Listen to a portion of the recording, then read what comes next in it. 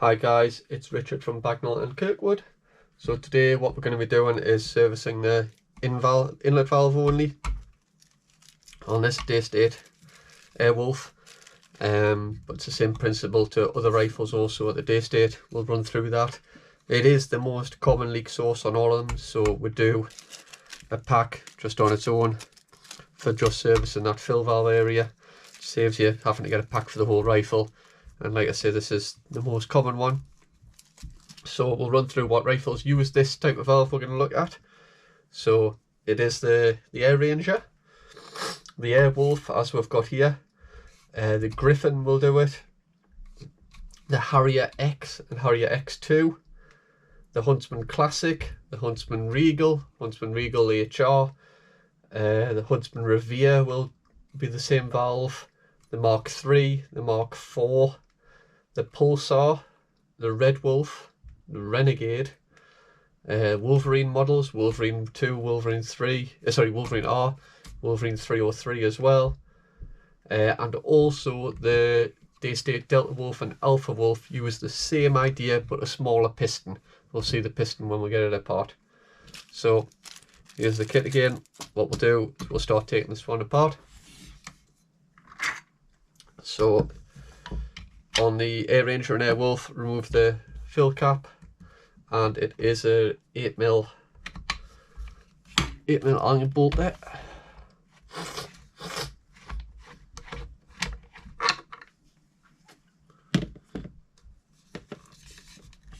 I don't remove the stock.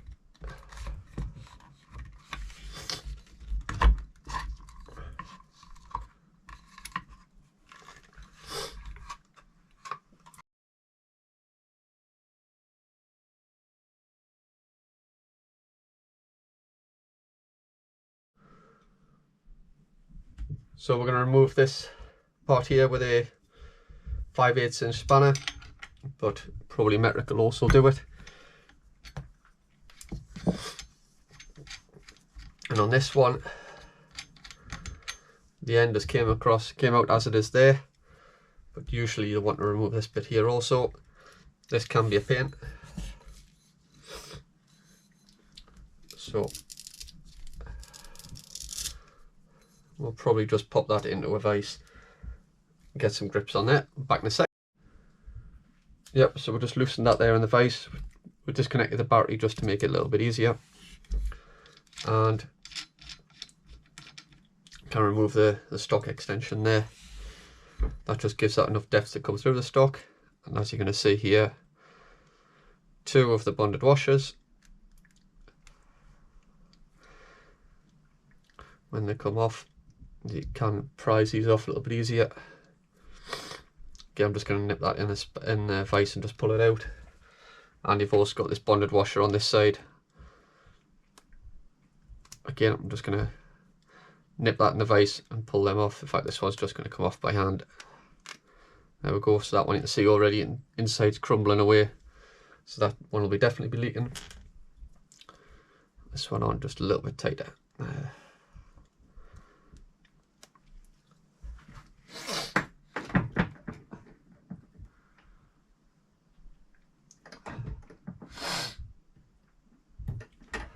There we go, so just nip that on, pulled it out. We're going to take out the new kit. We've got the 2 new bonded washers, so we're just going to pop them on. And then all that's left to service is the fill piston. So we're just going to push that out with a drift. Or suitably sized Allen key. We'll get people trying to unscrew that flat bit, but it doesn't unscrew, it just pushes. So there we go. There's the piston itself. So you can replace just the complete piston with that O-ring already fitted if you want, or you can replace it with one of the 2 in the kit. So we're just going to pull that off using a pick.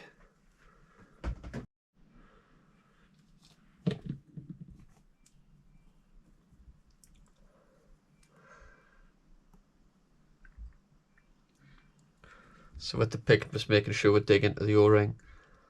It's going to be difficult to do this on camera because I need to get the angle.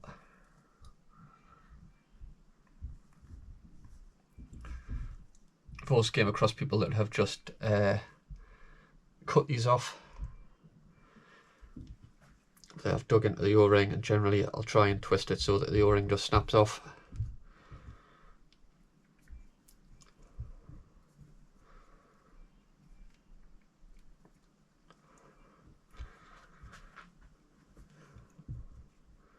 There we go, it snapped.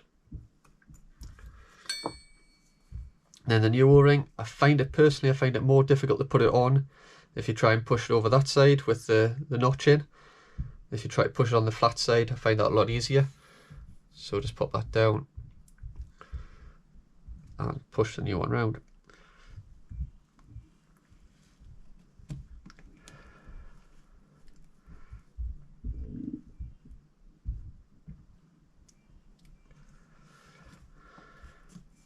There we go, that's now into place, looking good.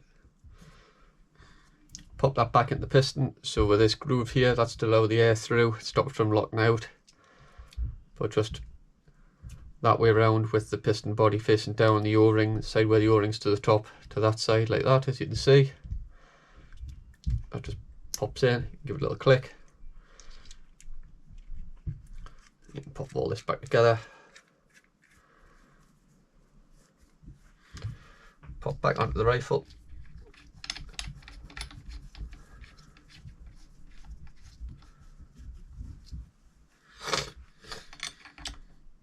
Give the whole thing a tighten there.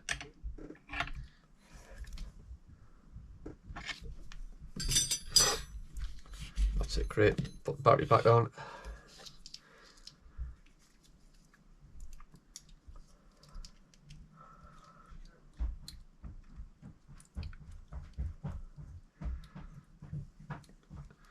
And then what we're going to do is we're going to fill it up, leave it on test to make sure it doesn't leak.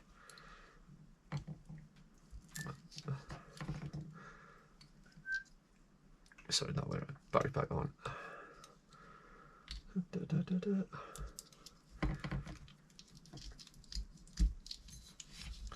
There we go, the stock back on, and that's it. So as always, I'll put a link to the description below, and hopefully we'll catch you on the next video. Thanks for watching.